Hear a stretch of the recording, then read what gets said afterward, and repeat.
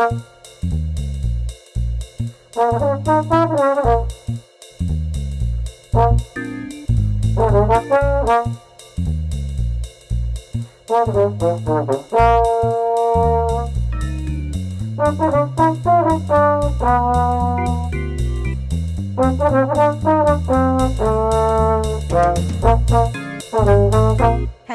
and welcome to Hey, we like your pod. And we're going to tell you why. Hi, it's Dawn here, and I'm joined by my trusted partner, Matt Pickett, as we await the next game. OMG, can you? Ah! Game 4. So how was your week, Maddie? How are you Great. feeling heading into game 4? Yeah, really good. I mean, of course, we all, as Packers fans, started the week very tired. I think a few of us could actually sleep after the game. I got like 3.5 hours of sleep. But going off of that, then, and I'll talk more about this, I think, in a little bit. I got to guest host on one of my favorite podcasts. I'm on Brandon Off Topic. And so that was a fun way to start the week. So we recorded on Monday night. And then apart from that, just kind of make my way through the week. We had a little COVID scare at my daughter's school, but fortunately that turned out to be nothing. We had about 24 really stressful hours. And of course now, here with my partner, Dawn. So that's been my week for the most part there. How about you? What you got going on? What a great weekend. I'm glad to hear you had a happy result with that. Oh my goodness. Yeah, I kind of had a happy result today too. I've had a sick kitty. She's not been super sick, but she's had some health problems since I've had her 4 weeks now. And she's been to the vet, I think 4 times. Oh, wow. And spending a lot of money on this little kitten. But she did get tested today for leukemia. And that was pretty stressful waiting for that result. It was negative. Oh, good. I mean, she's just a little kitty. So I know. That'd be so sad. I know. Yeah, she's had some issues. I don't know if I told you on this podcast or not. Did I mention that somebody saved her life? She was in a dog's mouth being attacked when she was maybe 6 weeks old. They couldn't find her mother or her siblings, and when they brought her into the vet hospital, she wasn't moving at all, and so she's been through a lot. Wow. And I got her at 8 weeks, and she had the equivalent of kennel cough, which can be serious with puppies, but and with her it's just lingering, it's not going away. So she's developed a secondary infection, that kind of thing, and that some of those symptoms can be what happens with leukemia. So that was why I was a little nervous about that, but we're going to try antibiotics. I'm sure she's going to really love me. And those things. It's been fun because I've had to put junk in her eye and ears and give her supplements and things that don't taste good or all that. But the good news is she's huge. I got her, she was 2 pounds 4 weeks ago. It's been 4 weeks yesterday night. And she's 3.5 pounds. Oh, nice. So she's gaining a lot of weight. She's growing. She's just been great. She's a really good personality. So I'm a happy camper. Of course, I'm thrilled about the win on Sunday night. Yes. The way it happened nearly gave me a nervous breakdown, but and I thought it was kind of interesting that several people, yourself, myself, when we talked about it, could not express. We couldn't shout or cheer for a variety of reasons. I was holding my kitten, and I got my kids in the house. Yep. You had kids, and yeah, my kitten doesn't like to move when she's sleeping. And I was just like I was like this for 3 hours with my arm up, and but it was fun. And I don't think many of us got a whole lot of sleep. So that's how Sunday will be too. And it'll be fun. I can't wait. Yes. Can't wait till the next game at Lambeau Field. So where are we at football season today? We are heading into week 4 of the NFL tonight with Thursday night football, the Jaguars and the Bengals. I think it's halftime, and the Jaguars are 15, the Bengals 0. And the Packers are number 1 in the NFC North. As expected, they continue to be. Packers got the win that we really all needed. And what a game. Not only was it a win, but it was a thrill to watch that game. It was so much fun. So the NFL, I think overall has been super exciting this year. There've been a lot of really great games like this, and Sunday definitely did not disappoint. So we're going to be taking on the Steelers at Lambeau Field. We meaning the Green Bay Packers. No, So, you know, it's the we thing. A lot of fans say that, and I think it's not for nothing. I feel like, you know, we're invested in the team. Obviously, we're not the team, but like the fandom is an important component of the entire experience of like what it is to have and be a team. You know, I'm all for the we in these situations. all right, I'm going to continue to say it then. Yeah. So as usual, I will ask you, are you excited? Are you scared? And today I'm going to ask you, do you think they will lay an egg? And just generally, how do you feel about the game? Yeah, I'm definitely excited. I'm not gonna lie, as somebody who is very fond of many Bengals fans, you know, as a Cincinnatian, I have definitely come to hate the Steelers. So not a fan of that team for a number of reasons, but a lot of it is kind of because of the people who I love here. So really excited to see how bad they are so far. Ben Roethlisberger, of whom I'm also not a fan, is not doing great anymore in terms of his abilities, and he's slowing down, and he should retire 2 seasons ago. So suffice to say, looking forward to a solid beatdown on the Steelers at home. So am I excited for the game? Absolutely. Am I nervous for it? Not really. I mean, I know that like there's some really good players on the Steelers, you know, and their offense, I guess, with weapons. But if Ben's throwing the ball, I think that what we've seen from Joe Barry at his best so far, they'll be able to handle that. I'm not worried about that. Any game could go anyway, any given Sunday, they say, you know. But no, I'm excited for it. How are you feeling about it? Well, similar, but you know, one of the questions I had, and so for anyone listening who might be able to answer this, and I'd certainly like to know what you think, but isn't it somewhat of a trend with the Packers that when they have a nice big win that they had to work really hard for, they'll lay an egg the next week when they are expected to win? I don't know. I think it's the opposite, where like if they kind of do lay an egg, they're always like really strong the next week. Week. Given how few losses there have been in the LaFleur era, like I feel like if that were like a trend, we'd have a lot more losses.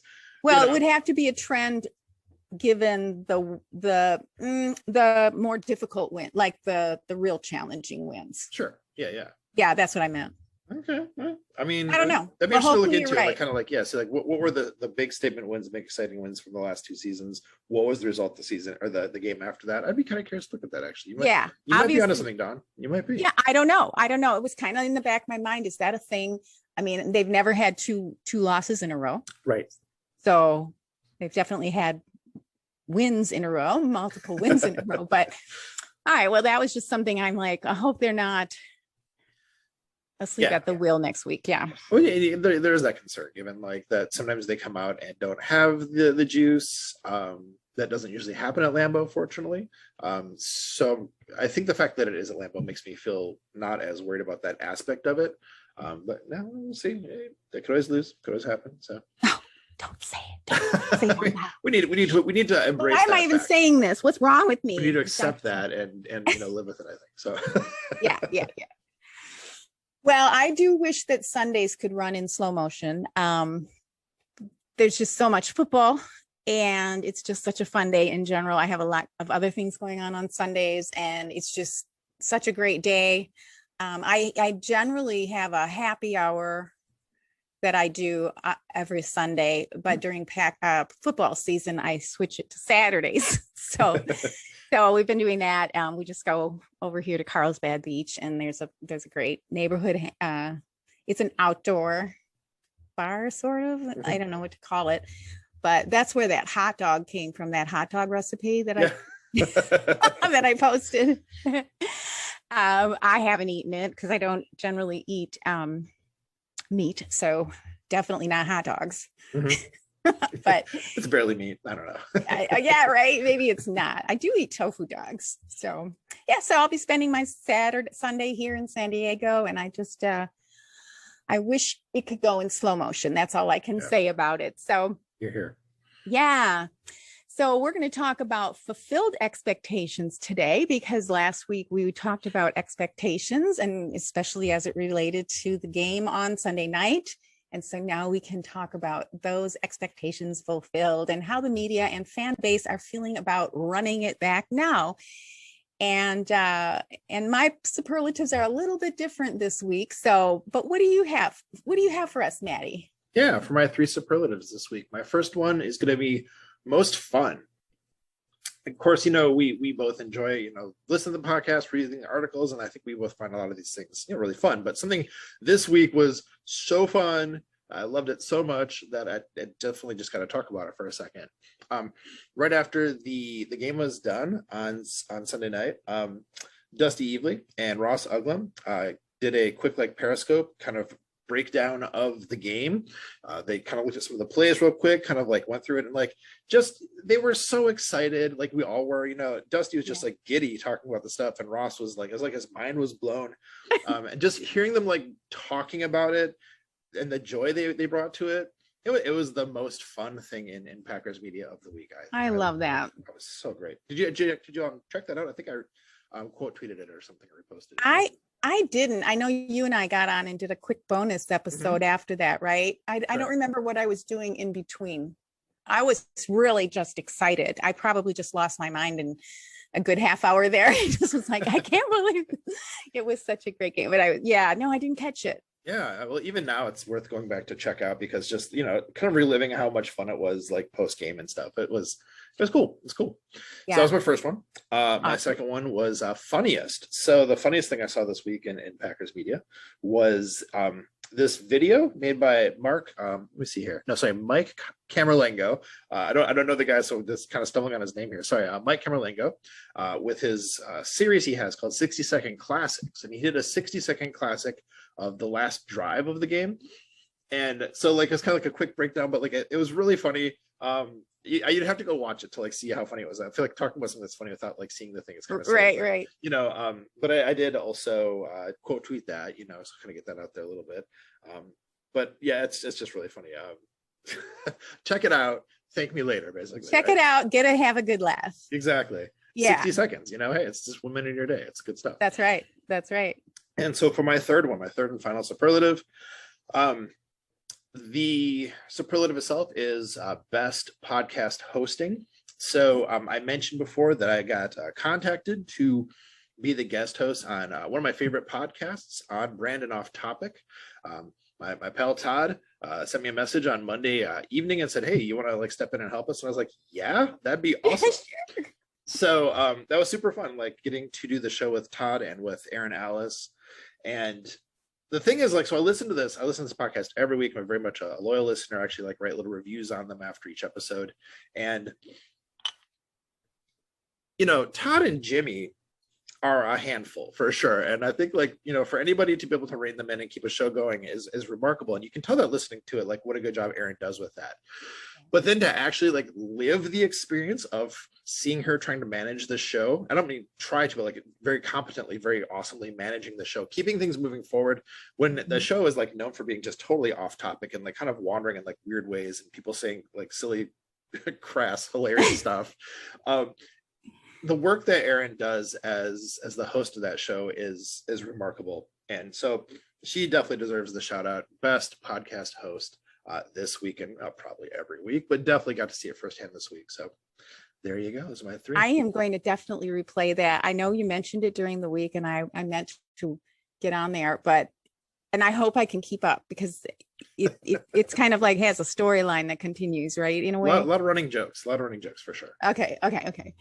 Well, cool. Well, I'm going to try something different tonight with my superlatives. I'm excited for this, Dawn. I got to say, I want to see you take this. I don't mess it up here. Okay. So maybe I won't say what I'm going to do and just do it. Just do it. Just do it. I just stopped myself from burying myself here. So most, you'll figure it out. You're a smart audience.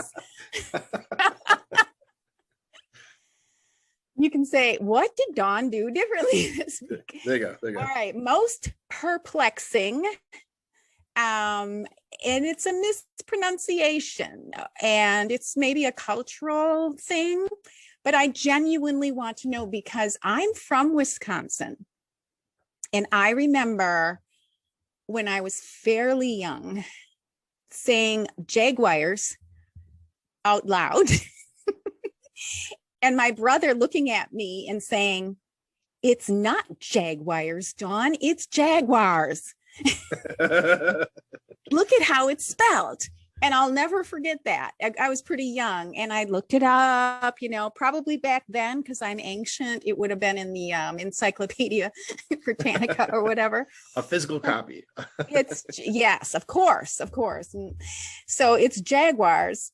And whenever I hear most of our favorites speak, and it came up a couple weeks ago because we were down in Jacksonville playing, and it came up this week because they were playing, and I can't remember what they did this weekend, but it was mentioned, and again it came up, Jaguars. And so I'm genuinely curious where that derivation of that word came from, because there are reasons for those different pronunciations. I'm calling it a mispronunciation. It technically is, but it drives me bananas, probably because my brother was like, don't you ever say that again. But yeah, so it's the Jaguars, and it's probably not Jaguars, is it? We have a Jag dealership really close by here, and we get to hear those commercials all the time here. Jaguar, find your Jaguar dealer. It's quite annoying. Yeah. Don, what part of Wisconsin are you from? I should remember this. What part of Wisconsin are you from? I'm from Racine. So my dad, so it's very south. It's kind of like Chicago almost. Yeah. My father sounded like he was from Chicago. My mother sounds like she's from northern Wisconsin, like Canadian. And so I can see how that Jaguar would slip in there, because I feel like, having also grown up in Wisconsin, but more South Central near Madison, and having family that lived up by like Neenah, Menasha, and then also going to school in Appleton, you hear like more of the seemingly unnecessary diphthongs, in people's speech. Like it's like Jaguar, or I see how they could easily come out, in that sort of like region, I guess. But no, it is hilarious. Definitely Jaguar. It's funny. And then every time it's like my hair goes up. I need to ask about that. What is that? I listened to another podcast, nothing to do with football. It's called what's it called? Oh my gosh. I haven't been listening lately. It's all about language. Oh, interesting. I'll drop it in the show notes. It's in my mind right now. It's actually produced right out here in San Diego.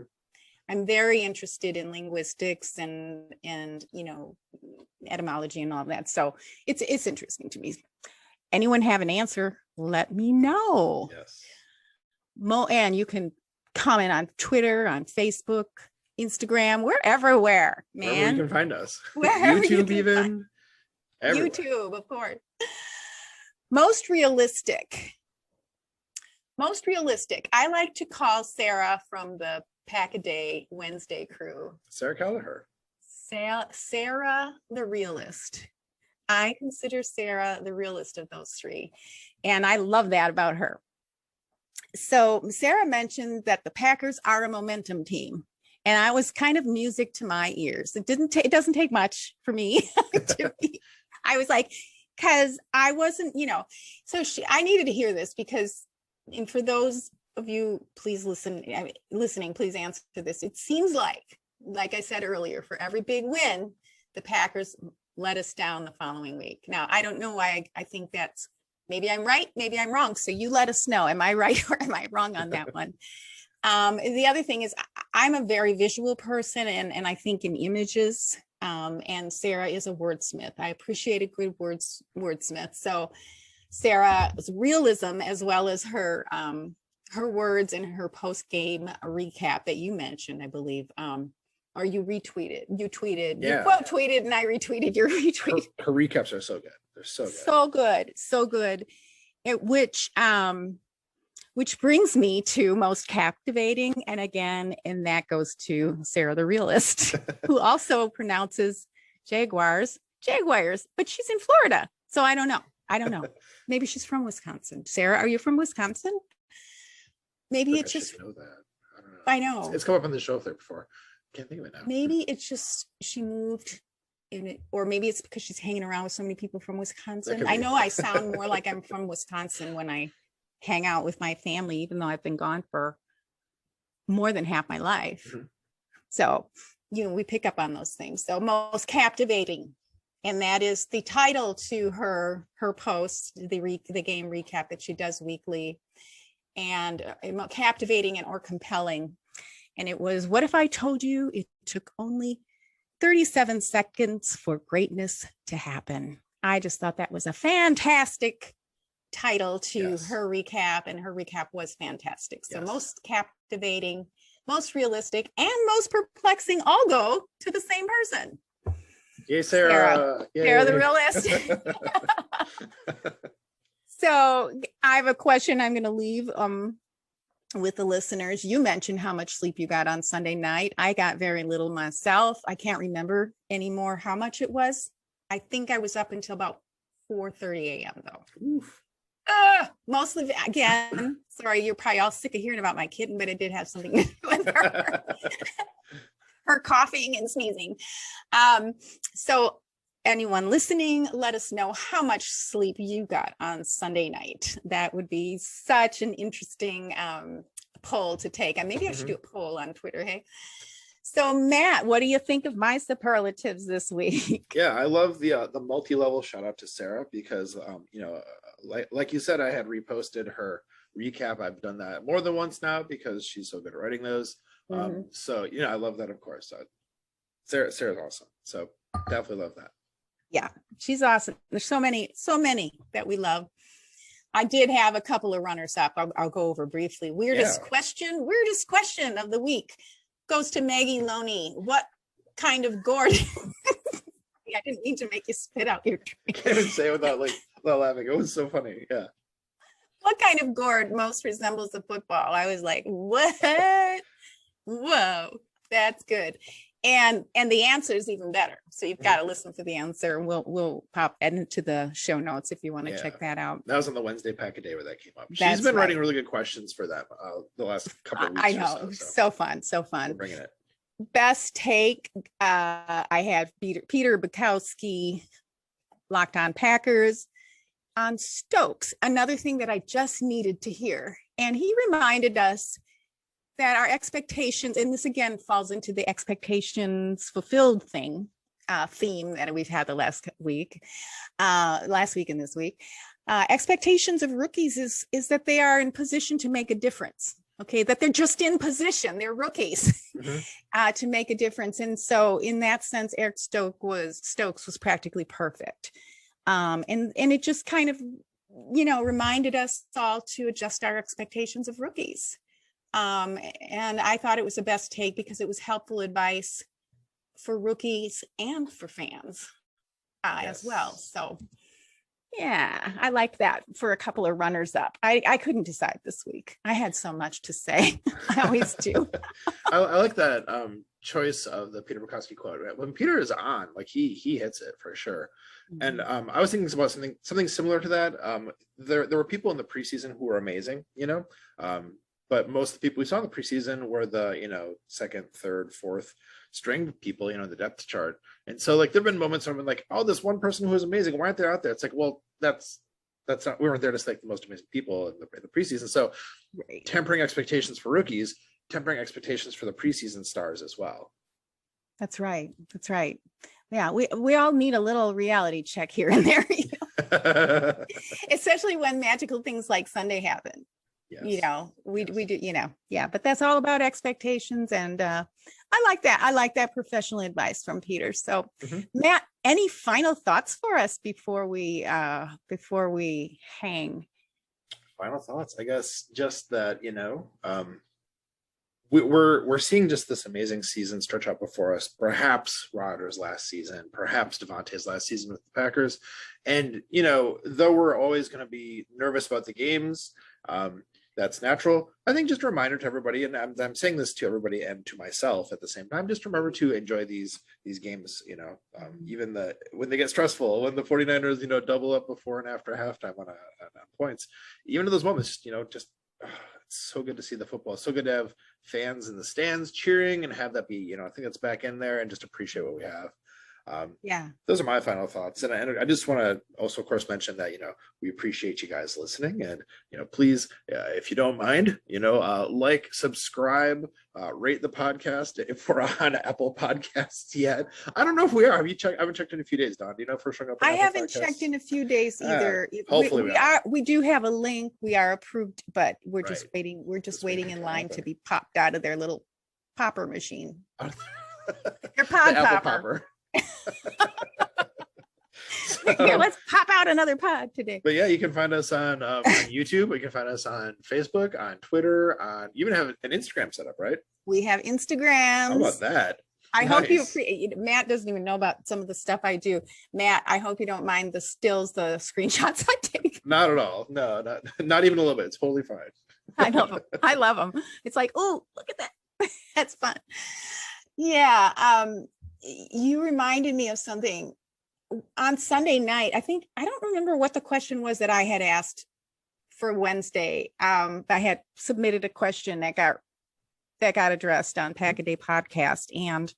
But as that last minute of the game was happening, basically after, when San Francisco scored that touchdown, from that point till the end, I had to tell myself, okay, this is a really good game. They did really well. This was fun to watch.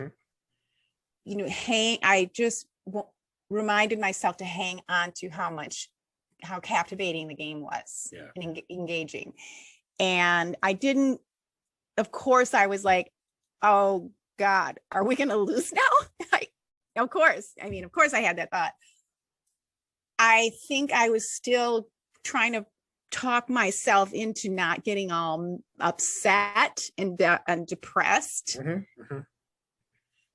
And things happened so fast. And I did realize, well, we still are going to have some time on the clock. I mean, I couldn't believe there was still enough time on the clock. And I too was like, wow, well, things have happened.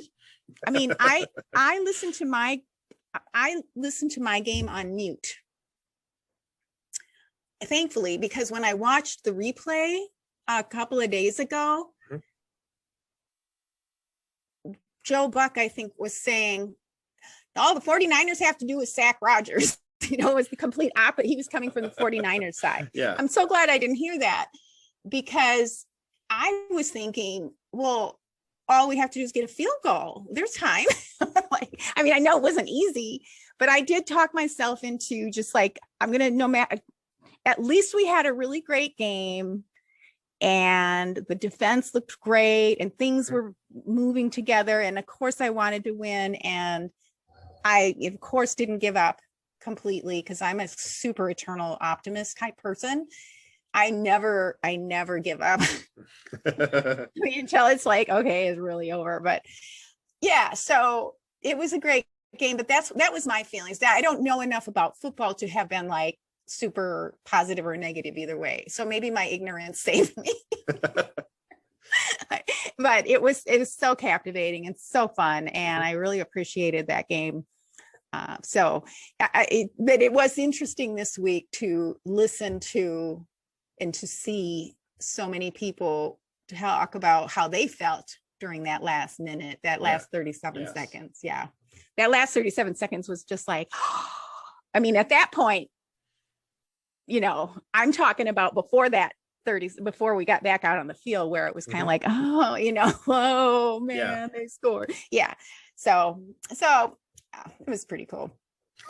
That's pretty cool. And it was pretty cool. It was pretty cool. I could have that every Sunday. Although I might have a heart attack and die young. Well, there's that. Yeah. What a way to go. Yeah, well, if I'm going to die watching the Packers, that'd be okay.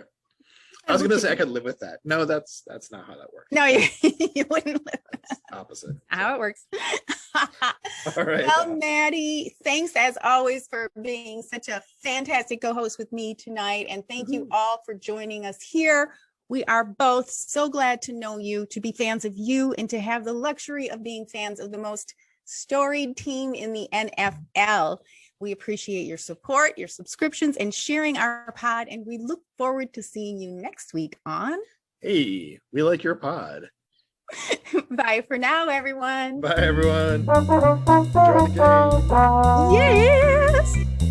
Hey, so Maddie, do you think Rogers really knows how to play the guitar? I think when he's up at McAfee, I think he went and hit some